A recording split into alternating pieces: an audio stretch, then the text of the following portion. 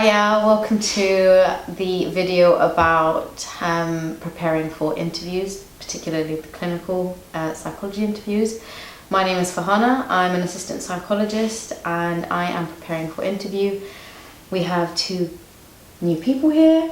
Would you like to introduce yourself? So I'll start off with Andrea.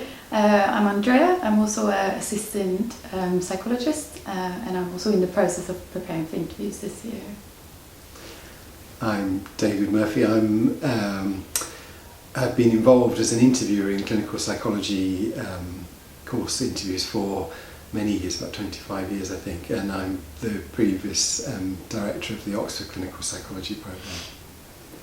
So one thing that we wanted to mention is that we're not going to be speaking about specific processes of the individual courses. However, it's best that you get this information from the individual courses themselves. We're going to be focusing on how to prepare for interviews and we might go into particular elements in how to make it a successful interview for yourself. And what we mean by success is not getting a place, it's more about how you can do or how you can perform as best as you can in those interviews and make it an enjoyable experience for you, and that's why we're here to give you some of these tips and skills. So I hope you benefit from this.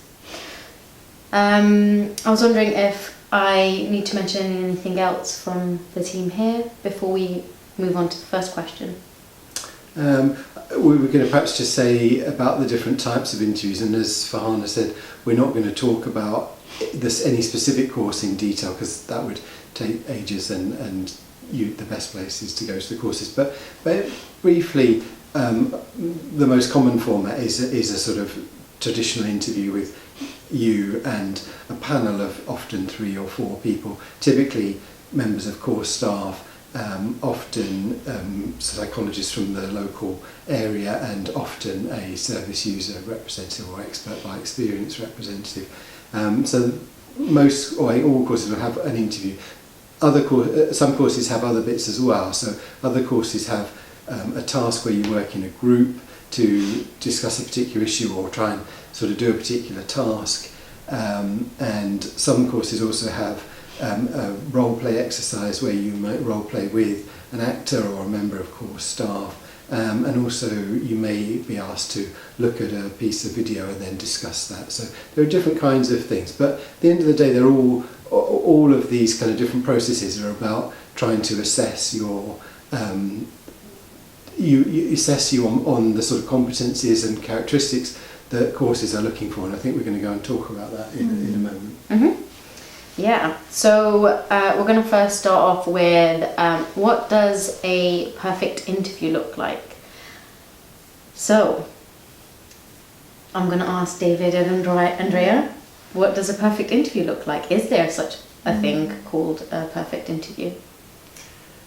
I think this is a myth that there is a kind of formula for a perfect interview, and I think sometimes people can think that if somebody's got on a course they've managed to put things together in a particular way that's sort of been a kind of a code to crack getting on a clinical psychology course. But I mean, thinking about, I must have done many hundreds of interviews of people for clinical psychology courses, and I would say that people who have got places on courses, their interviews look very, very different, and the sorts of things that they bring are really very different. Some people bring particular kind of strengths, other people bring quite different strengths. People have passions and sort of interests in one area or another, and so they really, I would say, you'd never find a sort of common content in any of the interviews. I think the common theme in a successful interview, again going back to what we were saying earlier, is that the applicant the interviewee is able to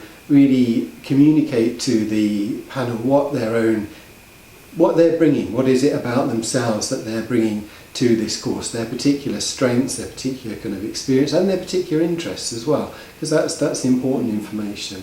Yeah, because I do think there are a lot of myths around the right things to say, the right words to use, this idea that they sit with lots of tick boxes they have to tick, and that I think can be quite stressful in an interview. So it's useful to hear that it's more about bringing and showing your personality and strengths that is important.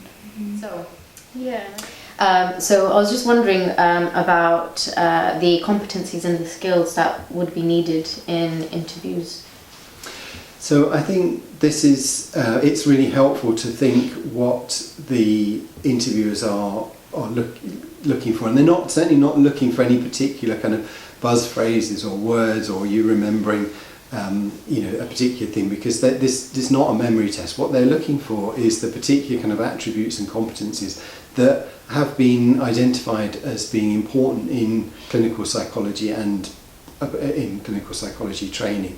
So they're going to be a range of things to do with you and your interpersonal skills, you and the values you bring to the work that you do, but also more kind of academic and research skills that are to do with your being able to understand and apply psychological frameworks, being able to understand and conduct research. So there's a kind of range of competencies that the interviewers are looking for, and the interview is the means that they're going to be assessing those things, or we've mentioned earlier about the different kinds of tasks, but all of them are tapping into those different kind of areas that people are looking for. And it's important, I think, to bear in mind that when you come to the interview, you really, the application form is not really part of that process, so you're kind of starting with a blank slate. So all the information that they're going to be rating that on is going to come from what you say in the interview or what you do in the tasks.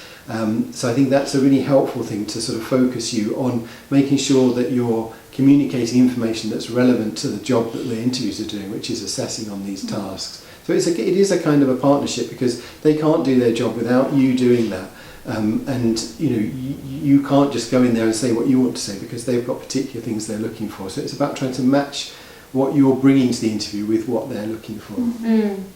So, and just sort of sharing from my own experience from last year, because I interviewed last year as well, was that my very first interview, I had done a lot of prep, a lot of reading about theories and things and NHS, and in the interview I felt slightly disappointed that I didn't get to share all the things I'd read, and also quite overloaded with all the information I took to the interview, and that's something I'm trying to change this year, because I regretted not having spent more time reflecting on my own experience, and I think that's a better way of preparing for this year. Yeah. I think that's a helpful thing that you've mentioned, Andrea, because I've mentioned about the skills and competencies earlier, but reflection and ability to learn is obviously also important, because they're not looking for the kind of finished product at the start of training. They're looking for looking at your ability to benefit from the experiences that you're going to have on training, and the teaching and the clinical experiences. So demonstrating your ability to reflect and learn from experiences is really important. And so when you're presenting information about things you've done, it's helpful to describe what you've done, but also to as important is what you've taken away from that, what you've learned, and what you might do differently next time.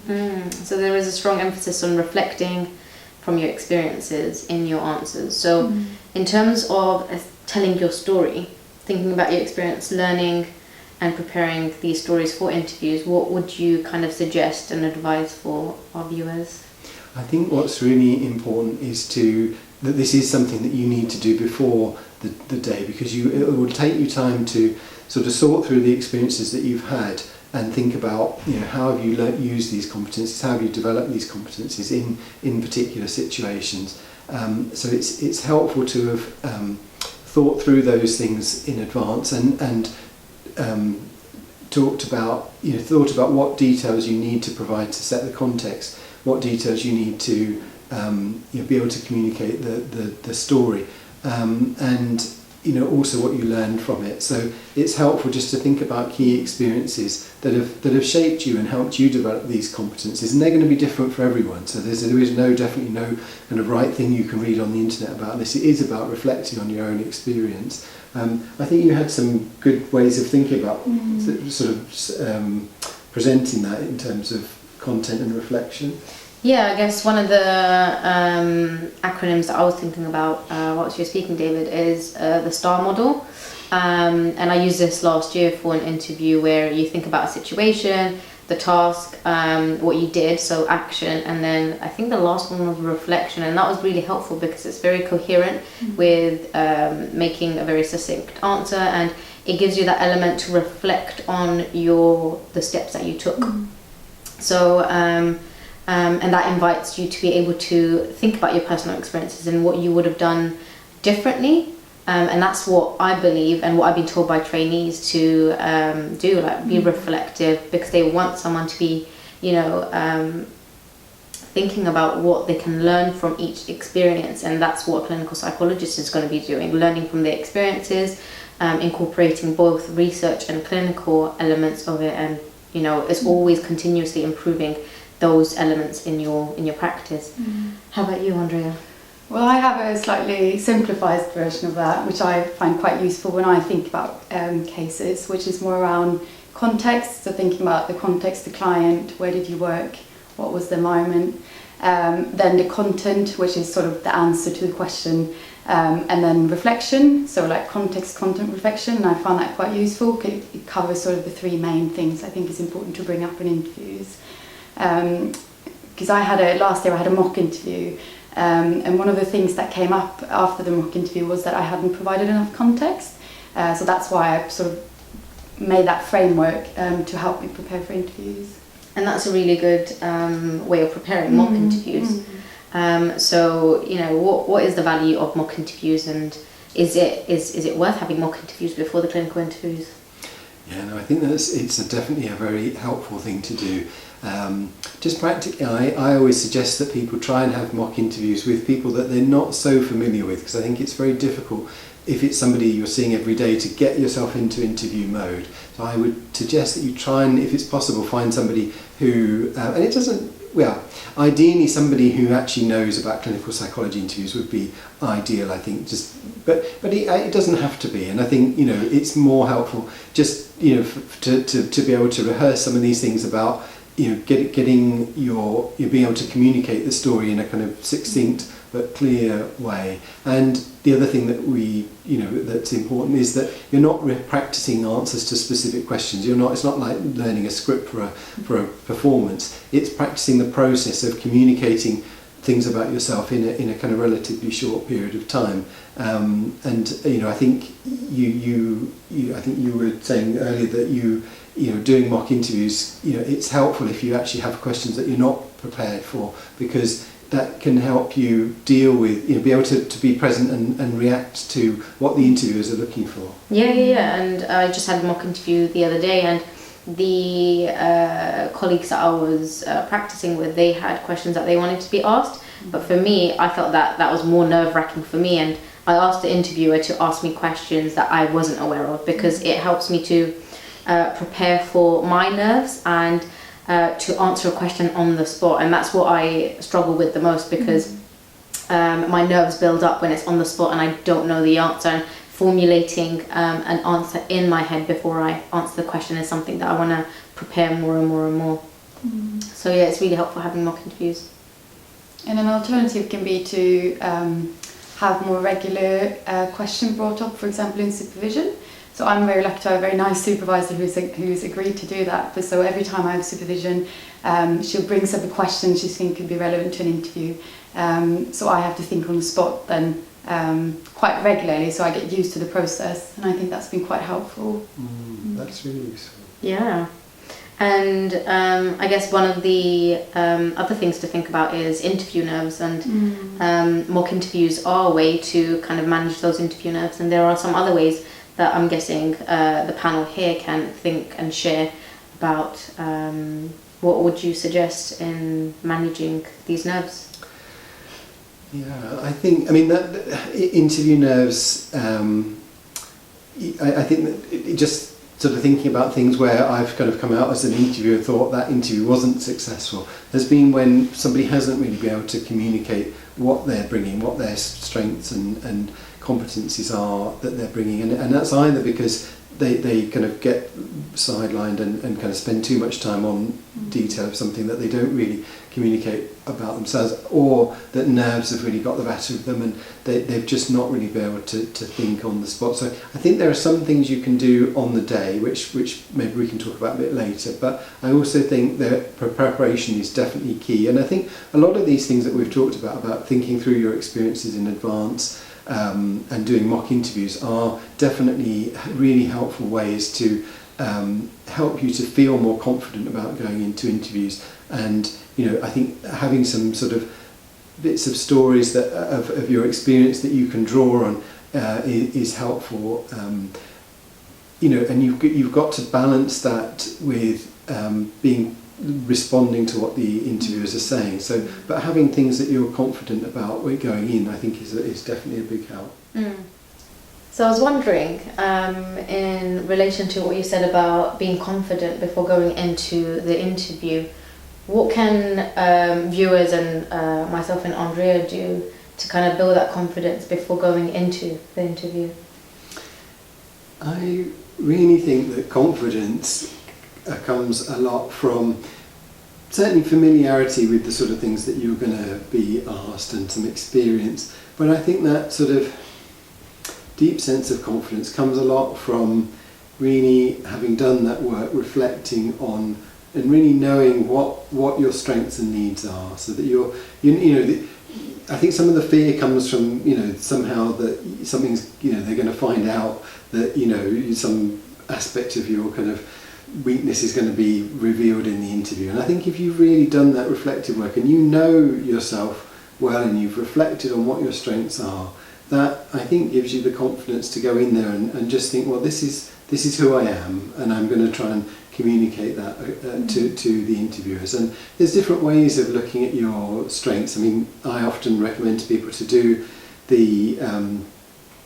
there's different kinds of strengths questionnaires that people can do, and there's a thing on Martin Seligman's Authentic Happiness website that I often suggest people do to help identify what your own strengths are in that way, but also reflecting on the work that you've done and thinking about which of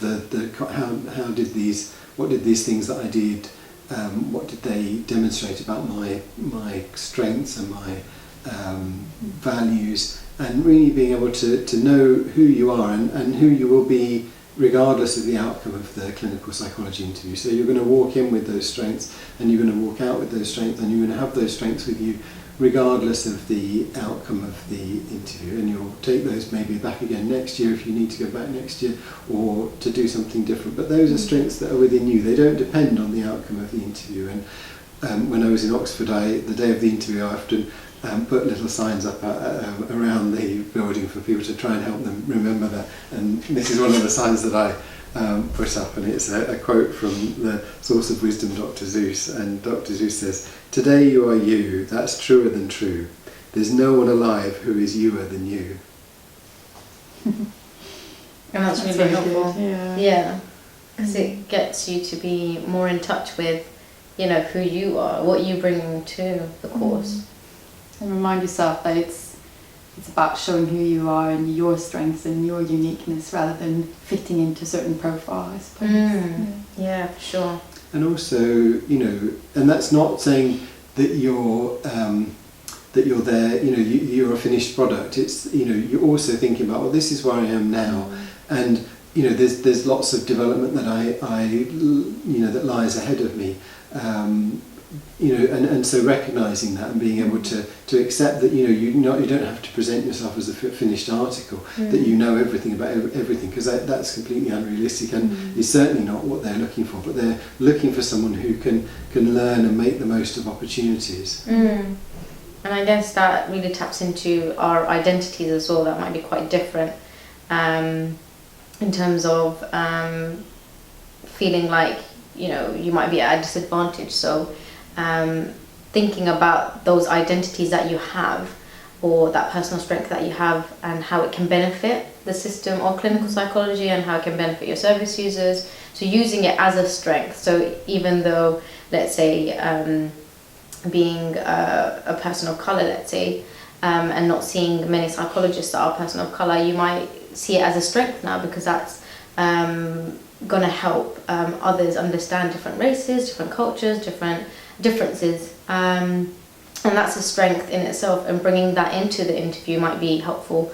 Bringing that into the field is going to be really helpful, because there's a population that would benefit from people of similar identities. So definitely bringing your strengths in, and being confident about your strengths and your identity, and that will come across in interviews.